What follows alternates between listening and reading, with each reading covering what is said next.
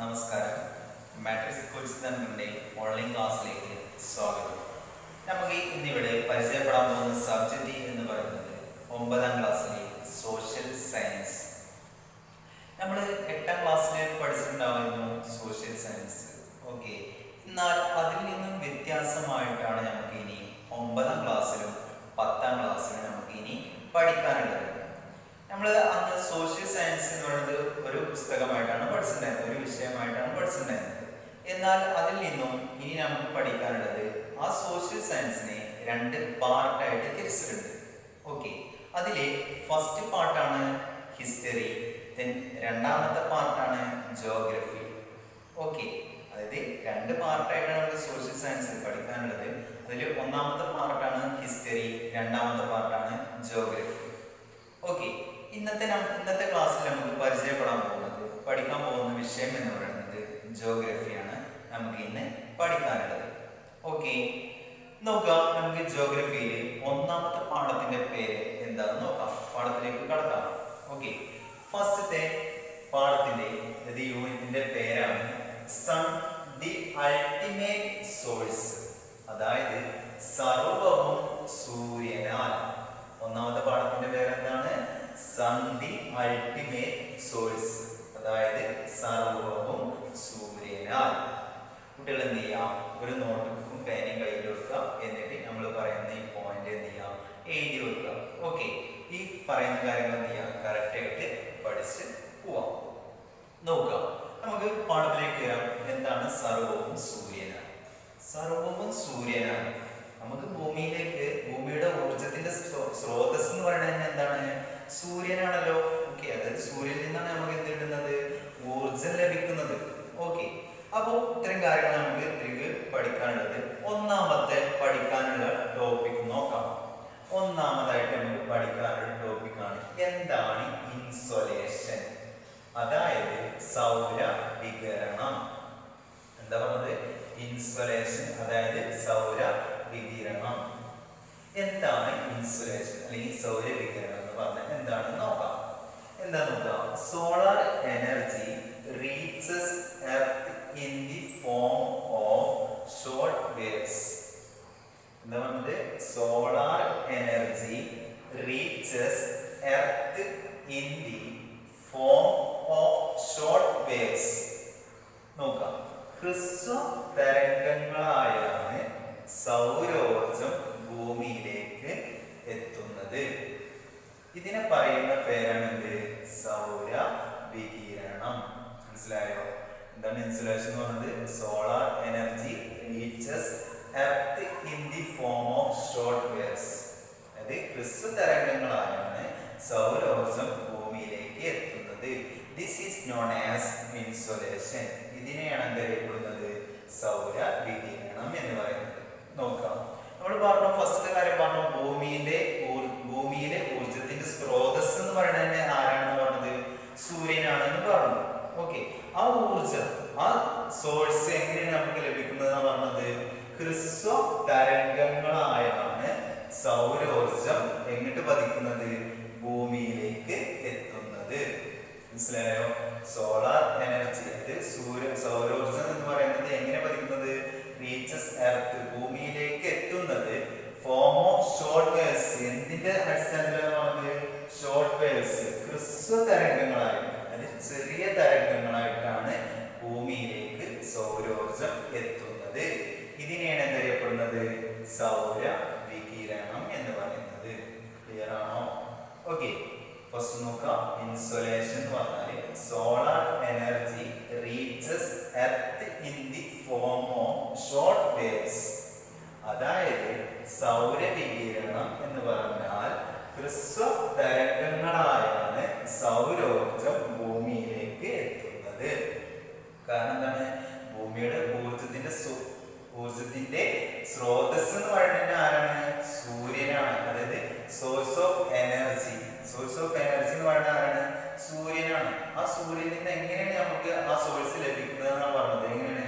ഹ്രസ്വ തരംഗങ്ങളായ, ചെറിയ തരംഗങ്ങളായിട്ടാണ് സൗരോർജം എവിടെ എത്തുന്നത്? ഭൂമിയിലേക്ക് എത്തുന്നത്. ഇതിനെയാണ് അറിയപ്പെടുന്നത് സൗര വികിരണം എന്ന് പറയുന്നത്.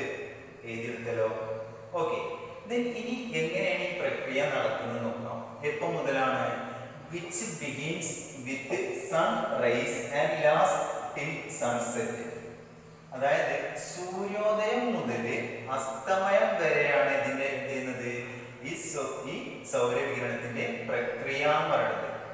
ഇതിന്റെ പ്രക്രിയ പ്രോസസ് എന്ന് പറയുന്നത് എങ്ങനെയാണ് പറഞ്ഞത്, സൂര്യോദയം മുതൽ അസ്തമയം വരെ, അതായത് സൂര്യൻ ഉദിക്കുന്നത് മുതൽ സൂര്യൻ അസ്തമിക്കുന്നത് വരെയാണ് എന്ത് ചെയ്യുന്നത്, സൗരോർജം ഭൂമിയിലേക്ക് പതിക്കുന്നത് എന്നാ പറഞ്ഞത്. ഓക്കെ ആണോ? രണ്ടാമത്തെ പോയിന്റ് എന്താ പറഞ്ഞത്, which begins with sunrise and last till sunset. അതായത് സൂര്യോദയം മുതൽ സൂര്യ അസ്തമയം, സൂര്യോദയം മുതൽ അസ്തമയം വരെയുള്ള പ്രക്രിയയാണ് എന്ത് പറയുന്നത് സൗര വികിരണം ചെയ്യുന്നത്. ഓക്കെ ആണോ? ഇത് മൂന്നാമത്തെ കാര്യം നോക്കാം. മൂന്നാമത്തെ എന്താ പറയുന്നത്, the earth sun surface facing the sun gets heated by this flow of energy. അതായത് ഭൂമിയുടെ ഉപരിതലത്തെ ചൂട് പിടിപ്പിക്കുന്നു. എന്താ പറഞ്ഞത്, ഈ സൗരവികിരണം മൂലമാണ്, ഇത് കാരണമാണ് എന്ത് ചെയ്യുന്നത്, ഭൂമിയുടെ ഉപരിതലം ചൂട് പിടിക്കുന്നത്. ഓക്കെ, നമ്മള് 8ാം ക്ലാസ്സിൽ പഠിച്ചിട്ടുണ്ടെങ്കിൽ ഭൂമിയുടെ പുതപ്പ് എന്നുള്ളൊരു പാഠം പഠിച്ചിട്ടുണ്ടായിരുന്നു. അതിലുണ്ടായിരുന്നു ഭൂമിയുടെ ഉള്ളിലത്തെ കാര്യങ്ങൾ, അതുപോലെ തന്നെ പുറത്തുള്ള കാര്യങ്ങൾ നമ്മൾ ആ പാഠത്തിൽ പഠിച്ചിട്ടുണ്ട്. ഇവിടെ ഈ സൗരവികിരണം കാരണമാണ് എന്തുണ്ടാവുന്നത്, ഭൂമിയുടെ ഉപരിതലം, അതായത് എർത്ത് സർഫേസ്, ഭൂമിയുടെ ഉപരിതലം എന്ത് ചെയ്യുന്നത്, ഹീറ്റ്, അതായത് ചൂട് പിടിക്കുന്നത് എന്ന് പറഞ്ഞത്. ഓക്കെ ആണോ? അപ്പോ 3 കാര്യങ്ങളാണ് പറഞ്ഞത്. ഒന്നാമതായിട്ട് നമുക്ക് പഠിക്കേണ്ട ടോപ്പിക്കാണ് സൗരവികിരണം, അതായത് ഇൻസൊലേഷൻ. ഓക്കെ, എന്താ ഇൻസൊലേഷൻ പറഞ്ഞത്, solar energy reaches earth in the form of short waves. എങ്ങനെ പതിക്കുന്നത് പറഞ്ഞത്, ഹ്രസ്വ തരംഗങ്ങളായാണ് സൗരോർജം ഭൂമിയിലേക്ക് എത്തുന്നത്. ഇതിനെയാണ് എന്തറിയപ്പെടുന്നത്, സൗര വികിരണം എന്നറിയപ്പെടുന്നത്. ഓക്കെ, ഈ സൗരവികിരണം എപ്പോൾ മുതലാണ്, ഇതിന്റെ പ്രക്രിയ, ഇതിന്റെ പ്രോസസ് എന്ന് പറയുന്നത് എപ്പോൾ മുതലാണ്, സൂര്യോദയം മുതൽ അസ്തമയം വരെയാണ് എന്ത് ചെയ്യുന്നത്, ഈ സൗരോർജം ഭൂമിയിലേക്ക് പതിക്കുന്നത് എന്ന് പറഞ്ഞു. രണ്ടാമത്തെ കാര്യം, അത് which begins with the sunrise and lasts till sunset. അതായത് സൂര്യന്റെ ഉദയം മുതൽ അസ്തമയം വരെയാണ് എന്ത് ചെയ്യുന്നത്, ഈ സൗരവികിരണം പ്രക്രിയ നടക്കുന്നത്. മൂന്നാമത്തെ കാര്യം പറഞ്ഞത്, ഈ പ്രക്രിയ മൂലം, ഈ സൗരവികിരണം മൂലം നമുക്ക് എന്ത് സംഭവിക്കുന്നുണ്ട്, ഭൂമിയുടെ ഉപരിതലത്തെ ചൂട് പിടിപ്പിക്കുന്നുണ്ട് എന്നാ പറഞ്ഞത്. ഓക്കെ, മൂന്നാമത്തെ കാര്യം, the earth's surface facing the sun gets heated by this flow of energy. Okay, ഈ എനർജി മൂലം ഭൂമിയുടെ ഉപരിതലത്തെ ചൂട് പിടിപ്പിക്കുന്നു. അതായത് എർത്ത് സർഫേസിനെ എന്ത് ചെയ്യുന്നുണ്ട്, ഹീറ്റ് ചെയ്യുന്നുണ്ട്, ചൂട് പിടിപ്പിക്കുന്നുണ്ട് എന്നാ പറഞ്ഞത്. ഓക്കെ ആണ്? ഈ 3 കാര്യങ്ങൾ നോട്ട് ചെയ്തല്ലോ. ഓക്കെ, അപ്പൊ നമ്മള് ഒന്നാമത്തെ ടോപ്പിക് പഠിച്ചിരുന്നു. ഒന്നാമത്തെ ടോപ്പിക് എന്തായിരുന്നു, സൗരവികിരണം എന്താണെന്നുള്ള കാര്യങ്ങൾ പഠിച്ചിരുന്നു. ഇനി നമുക്ക് രണ്ടാമതായിട്ട് പഠിക്കാനുള്ള ടോപ്പിക്കാണ് അന്തരീക്ഷ താപന പ്രക്രിയകൾ, process of heat transfer in the atmosphere. അതായത് അന്തരീക്ഷത്തിൽ ചൂട് എങ്ങനെയെല്ലാമാണ് വ്യാപിപ്പിക്കുന്നത് എന്നതാണ് നമുക്ക് രണ്ടാമതായിട്ട് പഠിക്കാനുള്ളത്. അന്തരീക്ഷ താപന പ്രക്രിയകൾ, താപം എന്ന് പറഞ്ഞാൽ അറിയുമല്ലോ, ചൂട്. ഓക്കെ, അപ്പോ എങ്ങനെയെല്ലാമാണ് അന്തരീക്ഷത്തിൽ ചൂട് വ്യാപിക്കുന്നതെന്നാണ് നമുക്ക് അടുത്തതായിട്ട് പഠിക്കാനുള്ളത്. Process of heat transfer in the atmosphere. എങ്ങനെയൊക്കെയാണ്, 4 പ്രക്രിയകളാണ്. 4 പ്രക്രിയകളിലൂടെയാണ് എന്ത് ചെയ്യുന്നത്, അന്തരീക്ഷത്തിൽ ചൂട് വ്യാപിക്കുന്നത്. ഏതൊക്കെയാണ് പ്രക്രിയകൾ നോക്കാം. ഒന്നാമത്തെ പ്രക്രിയയാണ് കണ്ടക്ഷൻ, അതായത് താപചാലനം. ഓക്കെ, രണ്ടാമത്തെ കൺവെക്ഷൻ, അതായത് സംവഹനം. മൂന്നാമത്തെ അഡ്വെക്ഷൻ, അതായത് അഭിവഹനം. ഫോർത്ത് വൺ ടെറസ്ട്രിയൽ റേഡിയേഷൻ, അതായത് ഭൗമ വികിരണം. എന്താ ക്വസ്റ്റ്യൻ എന്ത് ചെയ്യുന്നു, എന്താണ് നമുക്ക് രണ്ടാമതായിട്ട് പഠിക്കേണ്ടത്, അന്തരീക്ഷ താപന പ്രക്രിയകൾ, process of heat transfer in the atmosphere. അത് അന്തരീക്ഷത്തിൽ ചൂട് എങ്ങനെയെല്ലാമാണ് വ്യാപിപ്പിക്കുന്നത്. 4 പ്രക്രിയകളിലൂടെയാണ് വ്യാപിക്കുന്നത്. ഒന്നാമത്തെ പ്രക്രിയയാണ് കണ്ടക്ഷൻ, അതായത് താപചാലനം. രണ്ടാമത്തെ കൺവെക്ഷൻ, അത് സംവഹനം.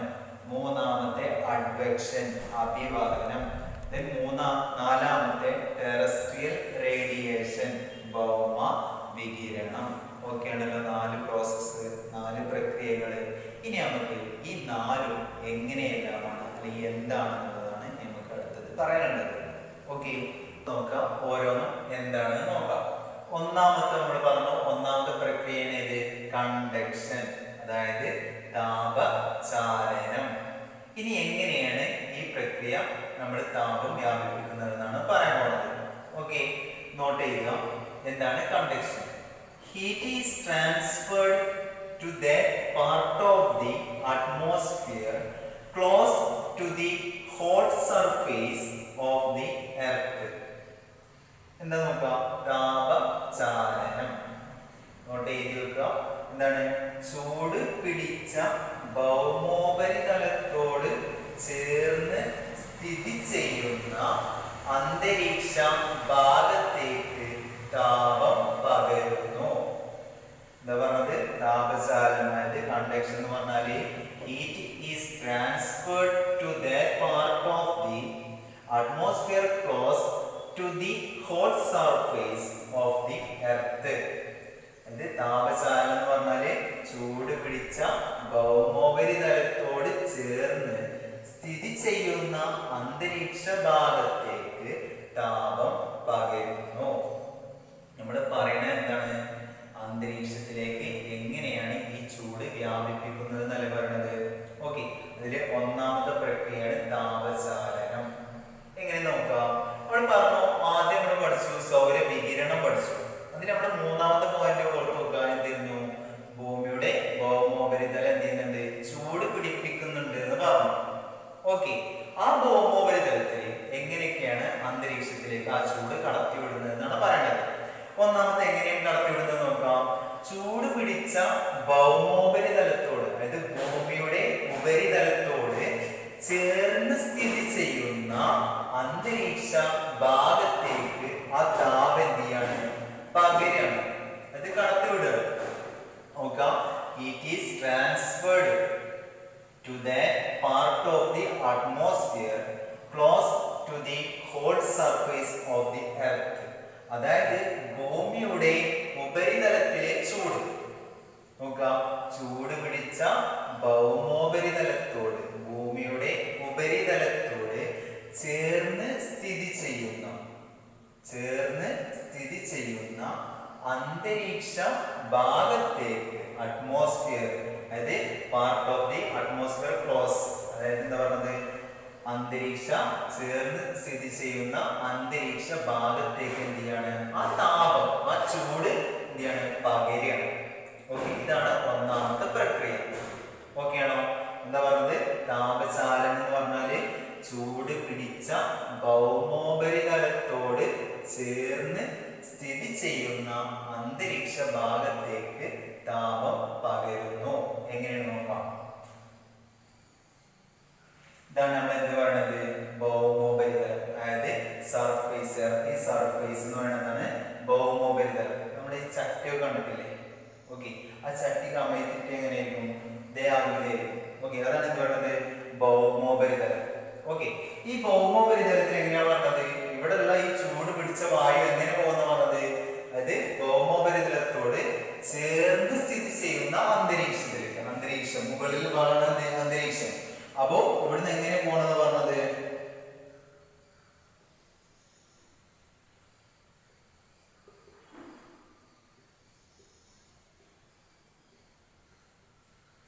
ഓക്കെ, ആ വായു എന്താണ്? ആ താപം മുകളിലേക്ക് വ്യാപിക്കണം. ഓക്കെ ആണോ? ക്ലിയർ ആണോ? എന്താ പറഞ്ഞത്? ചൂട് പിടിച്ച ഭൗമോപരിതലത്തോട് ചേർന്ന് സ്ഥിതി ചെയ്യുന്ന അന്തരീക്ഷ ഭാഗത്തേക്ക് താപം പകരുന്നു. ക്ലിയർ ആണോ? രണ്ടാമത്തെ പ്രക്രിയ നോക്കുക. രണ്ടാമത്തെ പ്രക്രിയ എന്താണ്? കൺവെക്ഷൻ, അതായത് സംവഹനം. എന്താണ് കൺവെക്ഷൻ എന്ന് പറഞ്ഞാൽ നോക്കാം. Heated air expands and rises up. എന്താ പറഞ്ഞത്? സംവഹനം എന്ന് പറഞ്ഞാല് ചൂടായ വായു വികസിച്ച് ഉയരുന്നു. ഇവിടെ നമുക്ക് എന്ത് ചെയ്യില്ല? വല്ലാണ്ട് ഉയർന്നു പോണില്ല, ചെറിയ തോതിലെ ഉയർന്നു പോകണമെന്നുള്ളൂ. അതായത് അന്തരീക്ഷ ഭാഗത്തേക്ക് എന്ത് ചെയ്യാണ്? ചെറിയ തോതിലെ ഉയർന്നു പോകുന്നുള്ളൂ. ഇനി രണ്ടാമത്തെ പ്രക്രിയയിൽ നോക്കാം, കൺവെക്ഷൻ. സംവഹനത്തിൽ എങ്ങനെയാന്ന് പറഞ്ഞത്, ഹീറ്റഡ് എയർ, ആ ചൂട് പിടിച്ച വായു എക്സ്പാൻസ്, അത് വികസിക്കുകയാണ്. എന്നിട്ട് എന്ത് ചെയ്യുന്നത്, ആൻഡ് റൈസസ് അപ്പ്, വികസിച്ച് അത് മുകളിലേക്ക് ഉയരുകയാണ്. നോക്കുക, സംവഹനം എന്ന് പറഞ്ഞാല് ചൂടായ വായു വികസിച്ച് ഉയരുന്നു. അതെ, നമ്മള് എർത്ത് സർഫേസ്, ഭൗമോപരിതലത്തിൽ ചൂട് പിടിച്ചു, ആ വായു ഇനി എന്ത് ചെയ്യാണ്, വികസിച്ച് ഉയരാണ്, മുകളിലേക്ക് പോവാണ്. ക്ലിയർ ആണോ? ഇവിടെ നമുക്ക് എന്തില്ല, വല്ലാണ്ട് മുകളിലേക്ക് പോയിട്ടില്ല, ചെറിയ തോതിലേ പോയിട്ടുള്ളൂ. അതായത് ഭൗമോപരിതലത്തോട് ചേർന്ന് സ്ഥിതി ചെയ്യുന്ന അന്തരീക്ഷത്തിലേക്കാണ്. ഓക്കെ, ഇവിടെ ഇനി എന്ത് ചെയ്യാണ്, അത് ആ വായു, ആ ചൂട് പിടിച്ച വായു വികസിച്ചതിന് ശേഷം എന്ത് ചെയ്യാണ്, മുകളിലേക്ക് ഉയർന്നു പോവാണ്. എങ്ങനെ നോക്കാം.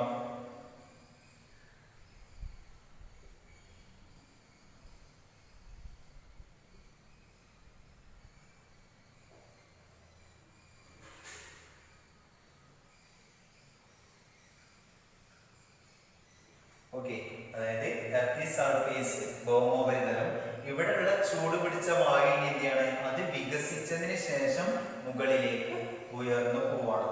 ഈ പ്രക്രിയയാണ് എന്തറിയപ്പെടുക, സംവഹനം, അതായത് കൺവെക്ഷൻ എന്ന് അറിയപ്പെടുന്നത്. ക്ലിയർ ആണോ? രണ്ടെണ്ണം, ഒന്നാമത്തെ കണ്ടക്ഷന്, രണ്ട് കൺവെക്ഷന്. താപചാലനം എന്താന്ന് പറഞ്ഞു, സംവഹനം എന്താന്ന് പറഞ്ഞു. ഓക്കെ ആണല്ലോ രണ്ടെണ്ണം. നമുക്ക് നോക്കാം അടുത്തത് മൂന്നാമത്തെ പ്രക്രിയ. ഏതൊരു മൂന്നാമത്തെ പ്രക്രിയ, അഡ്വെക്ഷൻ, അതായത് അഭിവാഹനം. എന്താണ് മൂന്നാമത്തെ, അതായത് അഡ്വെക്ഷൻ അല്ലെങ്കിൽ അഭിവാഹനം എന്ന് പറഞ്ഞാൽ എന്താന്ന് നോക്കാം. എന്തായിരുന്നു നോക്കാം, horizontal transfer of heat by wind. എന്താണ് horizontal transfer of heat by wind? കാറ്റിലൂടെ തിരശ്ചീന തലത്തിൽ താപം വ്യാപിക്കുന്നു. മൂന്നാമത്തിന് അഭിവാഹനം എന്ന് പറഞ്ഞാല് കാറ്റിലൂടെ തിരശ്ചീന തലത്തിൽ താപം വ്യാപിക്കുന്നു. അതായത് ആ ചൂടായ വായു, ഭൗമോപരിതലത്തിൽ ചൂടായ വായു കാറ്റ് വീശുന്നതിന് അല്ലെങ്കിൽ കാറ്റിന്റെ സഹായത്തോടു കൂടി വശങ്ങളിലേക്ക് എന്ത് ചെയ്യാണ്, ആ താപം നീങ്ങുകയാണ്. അതാണ് മൂന്നാമത് പറഞ്ഞിട്ടുള്ളത്. എന്താണ്, കാറ്റിലൂടെ തിരശ്ചീന തലത്തിൽ, അതായത് ആ വശങ്ങളിലേക്ക്, കാറ്റ് വീശുന്ന ആ വശങ്ങളിലേക്ക് എന്ത് ചെയ്യാണ്, നീങ്ങാണ്, താപം വ്യാപിക്കാണ്. ഈ പ്രക്രിയയാണ് എന്തറിയപ്പെടുന്നത്, അഭിവാഹനം എന്ന് പറയുന്നത്. ഓക്കെ ആണോ? പിക്ചറിൽ നോക്കാം. ഇത് ഭൗമോപരിതലം, ഇവിടെ നിന്ന് എന്ത് ചെയ്യാണ്, കാറ്റ് വീശുകയാണ്. കാറ്റിന്റെ സഹായത്തോടു കൂടി ആ ചൂടായ വായു, ആ താപം എന്ത് ചെയ്യാണ്, വശങ്ങളിലേക്ക്, തിരശ്ചീന തലത്തിൽ അല്ലെങ്കിൽ ഹൊറിസോണ്ടലായിട്ട് വശങ്ങളിലേക്ക് നീങ്ങാണ്. ഓക്കെ, ഈ പ്രക്രിയയാണ് എന്തറിയപ്പെടുന്നത്, അഭിവാഹനം എന്ന് പറയുന്നത്. എന്താണ്, horizontal transfer of heat by wind. Wind പറഞ്ഞാൽ കാറ്റ്, കാറ്റിന്റെ സഹായത്തോടു കൂടി അല്ലെങ്കിൽ കാറ്റിലൂടെ തിരശ്ചീന തലത്തിൽ, തിരശ്ചീന തലത്തിൽ എന്ന് പറഞ്ഞാൽ ഹൊറിസോണ്ടൽ ട്രാൻസ്ഫർ, ഇത് തിരശ്ചീന തലത്തിൽ ആ വശങ്ങളിലേക്ക്, കാറ്റ് വീശുന്നതിന്റെ ഓപ്പോസിറ്റ് ആ വശങ്ങളിലേക്ക് എന്ത് ചെയ്യാണ്, താപം വ്യാപിക്കുകയാണ്. ഓക്കെ, ഈ പ്രക്രിയനെ പറയുന്ന പേരാണ് അഭിവാഹനം. നാലാമത്തെ നോക്കുക. എന്താണ് നാലാമത്തെ, ടെറസ്ട്രിയൽ റേഡിയേഷൻ, ഭൗമ വികിരണം. എന്തെങ്കിലും ക്വസ്റ്റ്യൻ എന്തെങ്കിലും അന്തരീക്ഷ താപന പ്രക്രിയകള് 4 പഠിച്ചു. ഇതില് നാലാമത്തേണ് ഭൗമ വികിരണം. എന്താണ് നോക്കുക. ഭൗമ വികിരണം, അതായത് ടെറസ്ട്രിയൽ റേഡിയേഷൻ എന്ന് പറഞ്ഞാൽ heat is transferred from the surface of the earth to the outer space in the form of long waves. എന്താണ്, heat is transferred from the surface of the earth to the outer space in the form of long waves. എന്താണ് ഭൗമവികിരണം എന്ന് പറഞ്ഞു നോക്കാം. ദീർഘ തരംഗ രൂപത്തിൽ ഭൗമോപരിതലത്തിൽ നിന്നും ശൂന്യാകാശത്തേക്ക് താപം മടങ്ങി പോകുന്നു. അപ്പൊ ഇതിനോ എന്താണ്, ദീർഘ തരംഗ രൂപത്തിൽ ഭൗമോപരിതലത്തിൽ നിന്നും ശൂന്യാകാശത്തേക്ക് താപം മടങ്ങി പോകുന്നു. നാലാമത് നോക്കാം, ഭൗമവികിരണം. ഇവിടെ എന്താണ് ചെയ്യുന്നത് നോക്കാം. എന്താണ്, ദീർഘ തരംഗ രൂപത്തിൽ ഇവിടെ എങ്ങനെ പോണത്, ലോങ് വേവ്സ്. നമ്മൾ ഫസ്റ്റ് പഠിച്ചത് ഷോർട്ട് വേവ്സ്, ഹ്രസ്വ തരംഗങ്ങൾ. ഇവിടെ എങ്ങനെയാണ് ദീർഘതരംഗ രൂപത്തിൽ, അതായത് ലോങ് വേവ്സ്, ദീർഘതരംഗ രൂപത്തിൽ ഭൗമോപരിതലത്തിൽ നിന്നും ശൂന്യാകാശത്തേക്ക് താപം മടങ്ങി പോകുന്നു. ചിത്രത്തിൽ നോക്കാം, ഭൗമോപരിതലം എർത്ത് സർഫേസ്. ഇവിടുന്ന് എങ്ങനെ മടങ്ങി പോകുന്നു എന്നാ പറഞ്ഞത്? ദീർഘതരംഗ രൂപത്തിൽ. ഓക്കെ, നോക്കാം, ദീർഘതരംഗ രൂപത്തിൽ എങ്ങിട്ടാ പോകുന്നത്? ശൂന്യാകാശത്തേക്ക്, അതായത് ഏറ്റവും മുകളിലേക്ക്, ദൂരത്തേക്ക് എന്ത് ചെയ്യാണ്? ആ താപം മടങ്ങി പോകണം. ഈ പ്രക്രിയ പറയുന്ന പേരാണ് ഭൗമ വികിരണം. എന്താണ് ടെറസ്ട്രിയൽ റേഡിയേഷൻ എന്ന് പറഞ്ഞാൽ ഇറ്റ് ഈസ് ട്രാൻസ്ഫേർഡ്. ഈ താപം എങ്ങനെ ട്രാൻസ്ഫർ ചെയ്യുന്നത്? From the surface of the earth, ഭൂമിയുടെ ഭൗമോപരിതലത്തിൽ നിന്നും എന്ത് ചെയ്യാണ്? മടങ്ങി പോവാണ്, ട്രാൻസ്ഫർ ചെയ്യാണ്. The outer space in the, അതായത് ഔട്ടർ സ്പേസ് എവിടെയാ പോകുന്നത്? ശൂന്യാകാശത്തേക്കാണ് പോകുന്നത്. ഇൻ ദി ഫോം ഓഫ്, എന്തിന്റെ ഇതിലാണ് പോകുന്നത്? ഫോം ഓഫ് ലോങ് വേവ്സ്, അതായത് ദീർഘതരംഗ രൂപത്തിലാണ് പോകുന്നത്. എന്താണ് ഭൗമവികിരണം എന്ന് പറഞ്ഞാല്? ദീർഘതരംഗ രൂപത്തിൽ ഭൗമോപരിതലത്തിൽ നിന്നും ശൂന്യാകാശത്തിലേക്ക് താപം മടങ്ങി പോകുന്നു. ഈ പ്രക്രിയ പറയുന്ന പേരാണ് ഭൗമവികിരണം. ക്ലിയർ ആണല്ലോ? അപ്പൊ ഓക്കെ, അപ്പൊ നമ്മൾ എന്തൊക്കെയാണ് പഠിച്ചിരിക്കുന്നത്? ഫസ്റ്റ് എന്താ നമ്മുടെ പാഠത്തിന്റെ പേര് എന്തായിരുന്നു? സർവവും സൂര്യനാൽ, സന്ധി അൾട്ടിമേറ്റ് ചോയ്സ്. ഇതിൽ നമ്മൾ എന്തൊക്കെ പഠിച്ചത്? രണ്ട് കാര്യങ്ങൾ എന്ന് പഠിച്ചിട്ടുള്ളൂ. ഒന്നാമത്തെ എന്തായിരുന്നു? ഇൻസുലേഷൻ, അതായത് സൗരവികിരണം. എന്താണ് സൗരവികിരണം എന്നുള്ളൊരു രണ്ട് കാര്യങ്ങൾ പഠിച്ചു. ഇനി രണ്ടാമതായിട്ട് നമ്മൾ പഠിച്ചാണ് അന്തരീക്ഷ താപന പ്രക്രിയകൾ ഏതെല്ലാം, അല്ലെങ്കിൽ അന്തരീക്ഷത്തിലേക്ക് താപം, ചൂട് എങ്ങനെയെല്ലാമാണ് വ്യാപിപ്പിക്കുന്നത്, അതിനെങ്ങനെ വ്യാപിക്കുന്നത്? 4 പ്രക്രിയകളാണ് ഉള്ളത്. 4 പ്രക്രിയകളിലൂടെയാണ് എന്ത് ചെയ്യുന്നത്? താപം അന്തരീക്ഷത്തിലേക്ക് വ്യാപിപ്പിക്കുന്നത്. ഓക്കെ, ആ 4 പ്രക്രിയ ഏതൊക്കെയാണെന്നാണ് നമ്മൾ ശേഷം പഠിച്ചത്. ഏതൊക്കെയെന്ന് അറിയാലോ? ഏതൊക്കെയാണ്? ഒന്നാമത് നിന്നു കണ്ടക്ഷൻ, താപചാലനം. രണ്ടാമത്തെ കൺവെക്ഷൻ, സംവഹനം. മൂന്നാമത് നമ്മൾ പഠിച്ചതാണ് അഡ്വെക്ഷൻ, അഭിവാഹനം. നാലാമത്തെ ടെറസ്ട്രിയൽ റേഡിയേഷൻ, അതായത് ഭൗമവികിരണം. അപ്പോൾ ഈ അതായത് രണ്ട് കാര്യങ്ങളാണ് നമ്മൾ ഇന്ന് പഠിച്ചിട്ടുള്ളത്. ആ കാര്യങ്ങൾ എന്ത് ചെയ്യാം? വൃത്തിയായിട്ട് പഠിച്ചു വെക്കുക. ഓക്കെ ആണോ?